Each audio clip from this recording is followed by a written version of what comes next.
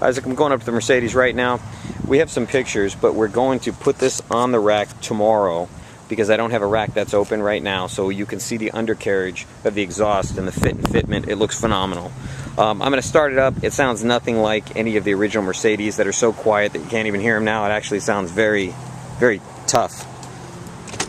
So what I'll do is I'll take a quick video here by myself, and then I'm going to hand Eric the camera so we can, you can hear it from the outside as well. It's definitely throaty, and I really like how it sounds.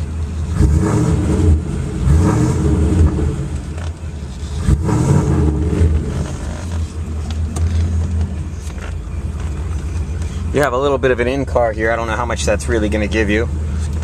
And then I'll pass off the camera to Eric, and you can hear it from the outside. We've got a lot of wind, so hopefully it doesn't pick up the wind noise.